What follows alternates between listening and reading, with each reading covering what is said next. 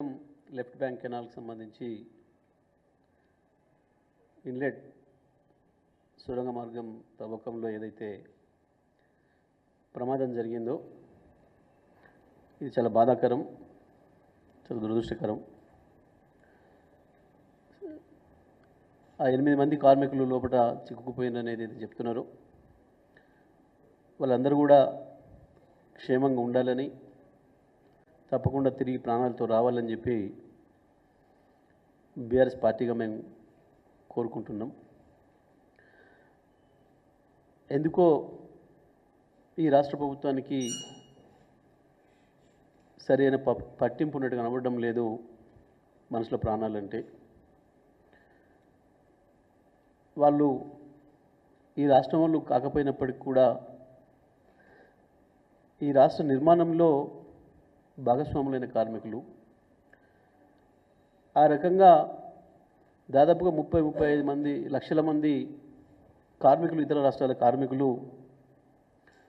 కొన్ని టెక్నికల్ అవసరాలు ఉన్నప్పుడు ఇతర దేశాల కార్మికులు కూడా వచ్చి ఇక్కడ వివిధ ప్రాజెక్టుల నిర్మాణాల్లో భాగస్వాములు అవుతున్నారు. అదేవిధంగా ఇక్కడ ఇండ్ల నిర్మాణాలు, అపార్ట్మెంట్స్ కావచ్చు, హైరైజ్ బిల్డింగ్స్ కావచ్చు, ఇండ్ల నిర్మాణాలు, రోడ్ల నిర్మాణాలు, ఇతర రకాల అనేక పరిశ్రమలు, మిల్లులు, చివరికి వ్యవసాయ రంగంలో కూడా అనేక రాష్ట్రాల నుంచి కార్మికులు వచ్చి భాగస్వాములై తెలంగాణ నిర్మాణంలో, భారతదేశంలోనే తెలంగాణ ఒక నెంబర్ 1 రాష్ట్రంగా 10 ఏళ్లలోనే తయారు కావడంలో వాళ్ళదైన పాత్ర పోషిస్తున్నారు.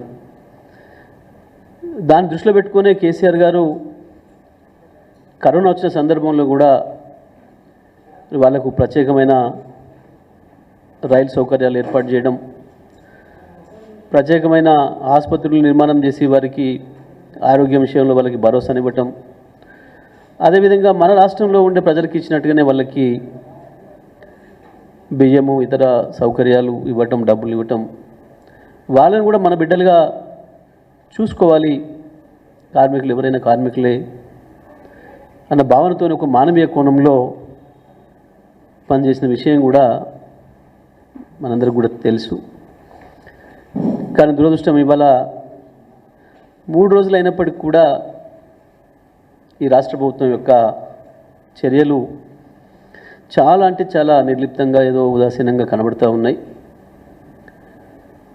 కానీ ఇది మంచి పద్ధతి కాదు.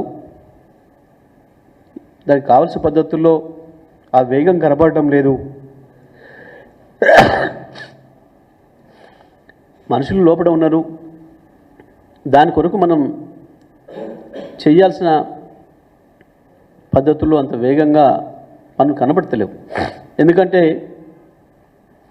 స్వయంగా ప్రధానమంత్రి గారు మొన్ననే మాట్లాడిందని చెప్పినారు, ముఖ్యమంత్రి గారితో రాహుల్ గాంధీ గారు మాట్లాడిందని చెప్పినారు.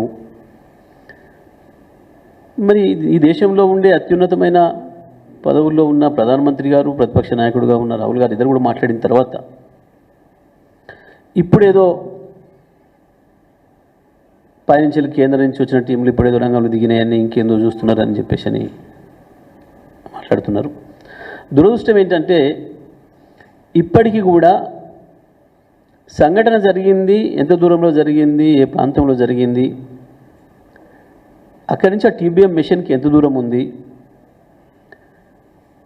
మధ్యలో గ్యాప్ ఉందా, ఏముంది అనే విషయాల్ని స్పష్టంగా చెప్పలేకపోతున్నారు. కానీ మీడియాకు మాత్రం పనికిమాలిన రాతలన్నీ పుంకాలుగా రిలీజ్ చేస్తున్నారు.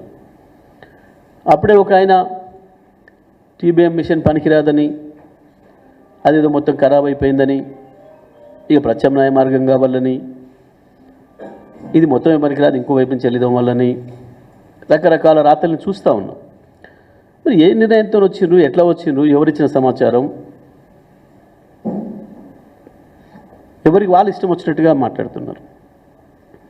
ఇది రాష్ట్ర ప్రభుత్వం యొక్క నిర్లక్ష్యానికి నిదర్శనంగా కనబడుతుంది. మనుషుల ప్రాణాలంటే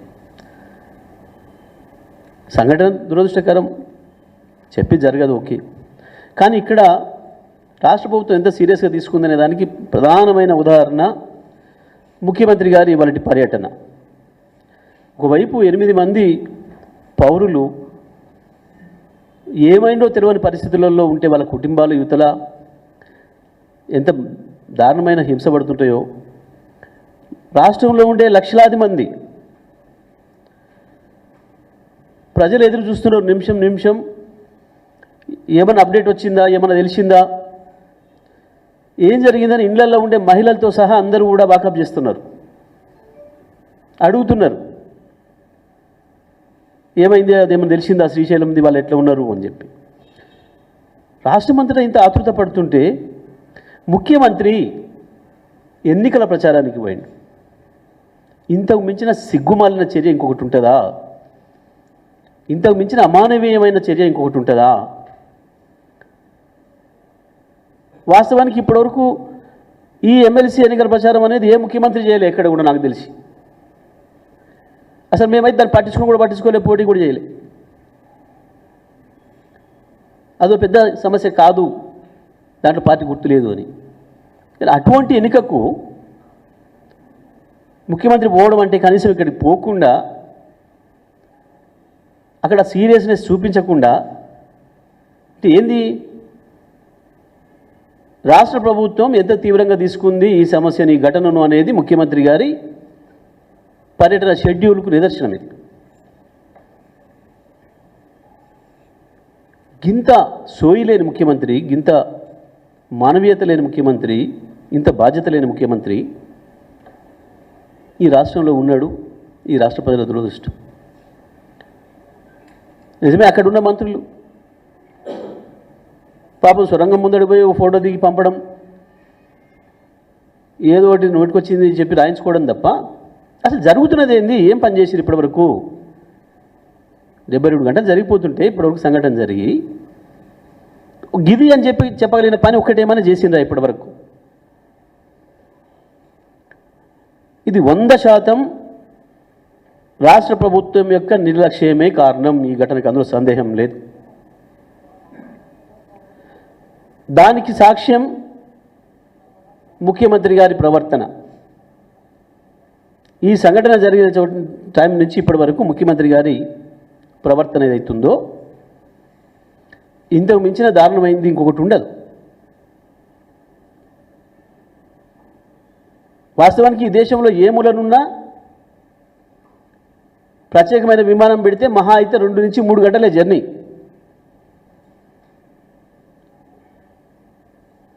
అది ఎక్కడి నుంచి తీసుకురావాలో, అది ఢిల్లీ కావచ్చు, అది ఉత్తరప్రదేశ్ కావచ్చు, అది మధ్యప్రదేశ్ కావచ్చు, అది కోల్కతా కావచ్చు, అది కాశ్మీర్ కావచ్చు, ఏ బృందాన్ని తేవాలన్నా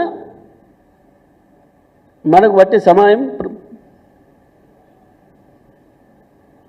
విమానం హైదరాబాద్కి ప్రయాణించాలంటే భారతదేశంలో ఏ మూల నుంచి అయినా 2 నుంచి 2.5 గంటలే, మహా అయితే ఇంకో గంట 3 గంటలేమో,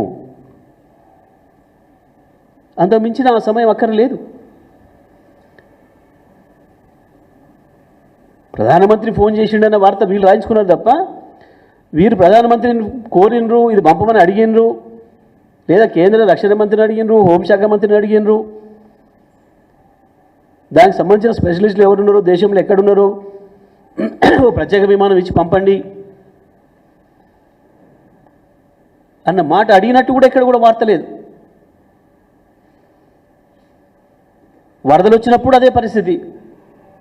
కళ్ళ ముందర కనబడుతుంటే వరదలలో చిక్కిపోయిన వాళ్ళను కాపాడుకునే పరిస్థితి లేక కొట్టుకుపోతుంటే చూసిండ్రు. గింత తోలుమంద ఉంది ఈ ప్రభుత్వానికి. మనుషుల ప్రాణాలంటే లెక్కలేదు. ఇంకా పైగా బీఆర్ఎస్ రాజకీయం చేస్తుందని మాట్లాడుతున్నారు బుద్ధి లేకుండా. మేమేం రాజకీయం చేయలే. రాజకీయాలు మీ ముఖ్యమంత్రి చేస్తున్నాడు. రాజకీయ ప్రచారానికి మీ ముఖ్యమంత్రి పోయిండు. రాజకీయాలు బీఆర్ఎస్ చేయలే. మనుషుల ప్రాణాలని వదిలిపెట్టి లెక్క పెట్టకుండా రాజకీయాలు ఓట్ల కొరకు తిరుగుతుంది సిగ్గు లేకుండా మీరు. కనీస జ్ఞానం ఉండాలి. ప్రజలు ఏమనుకుంటారు, ఏం జరుగుతుంది రాష్ట్రంలో?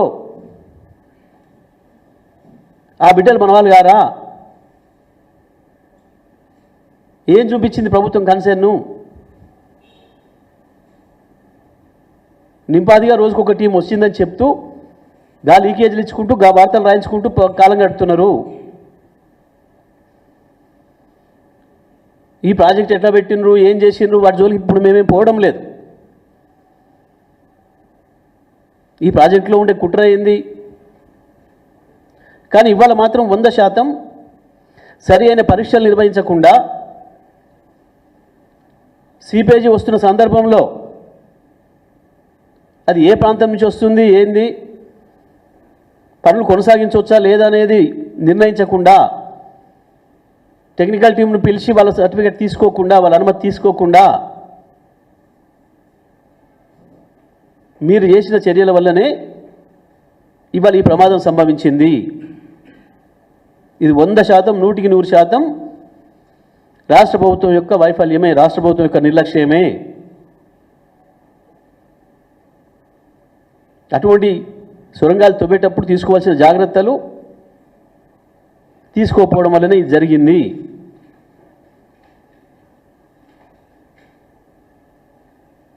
ఇది చాలా స్పష్టం. గతంలో మాకు వరుసగా 5 ఏళ్ళు ఎదురైన అనుభవం అదే. సీపేజ్ ఎక్కువ ఉండడం వల్లనే ముందు పోలేకపోయినాం. ఇంకొక వైపు అవుట్లెట్ నుంచి తవ్వాల్సిన చోటనేమో బేరింగ్, వీళ్ళు పెట్టే గొప్ప టెక్నాలజీ. ఒక్కసారి బేరింగ్ పోతే 2 సంవత్సరాలు 3 సంవత్సరాలు పడుతుంది మళ్ళీ ఇది రావడానికి.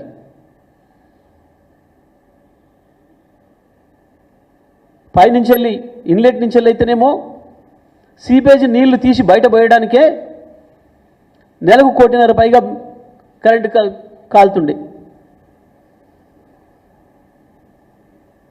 అటువంటి దురదృష్టమైన పరిస్థితులలో పెట్టిన ప్రాజెక్టును నల్లగొండకు నీళ్ళు ఇచ్చే ఉద్దేశం లేకనే పెట్టినరు. ఇది పెట్టడంలోనే ఒక కుట్ర ఉంది. మేము ఆనాటి నుంచి చెప్పినాం, ఈ ప్రాజెక్టే ఒక పెద్ద కుట్ర, నల్లగొండ జిల్లా ప్రజలు మభ్య పెట్టడం కొరకే చేసింది ఇది అనే విషయాన్ని. ఎక్కడ ఎవడు వాడని దాన్ని తీసుకొచ్చి నల్గొండ జిల్లా నెత్తిన పడేసి నల్గొండ జిల్లా నాయకులు దద్దమ్మలై చేతగాని వాళ్ళు అయినందువల్ల జరుగుతున్న నష్టం ఇది. ఒక్కడు మాట్లాడినోడు లేడు. ప్రపంచంలో ఎవడి వాడని టెక్నాలజీ మాకెందుకు పెడుతున్నారు? ఇది సరైనది కాదు. దీంట్లో రక్షణ ఉండదు కార్మికులకు. అటువంటి పరిస్థితులలో పోయి పనిచేయడానికి భయపడతారు. ఇంకా చిమ్మ చీకట్లో ఆక్సిజన్ లేకుండా ఉండే ప్రాంతంలో పని చేయడానికి ఇబ్బంది పడతారు.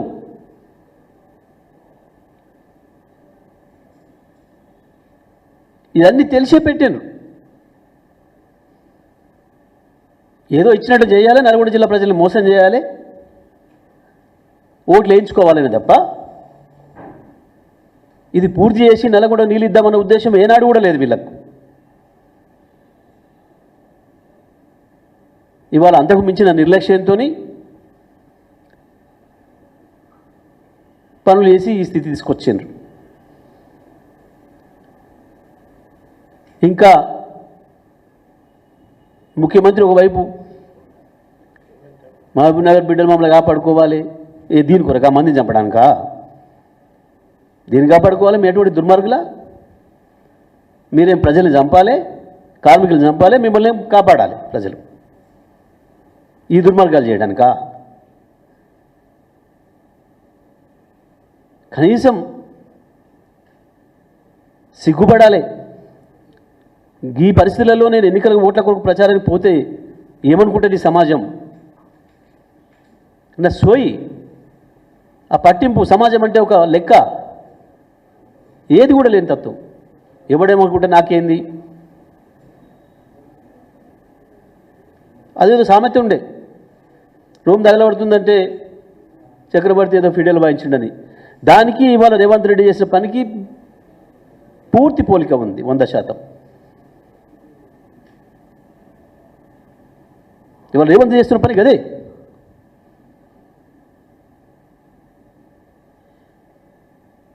కనీసం ప్రతి ఒక్కరు ఇవాళ రాష్ట్రంలో ఎక్కడ చూసినా ఈ చర్చ జరుగుతుంది. ఏమైంది ఏమైనా తెలిసిందా, వాళ్ళు ఏమైనరు, వాళ్ళ పరిస్థితి ఏంది అనే మాట.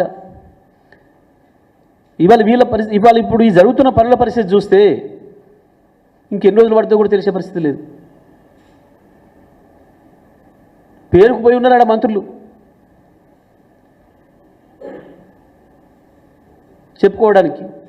కానీ జరుగుతున్నది ఏంది, పని ఏంది, మీ ఆతృత ఎక్కడుంది, మీ ముఖ్యమంత్రికి ఏం సోయింది?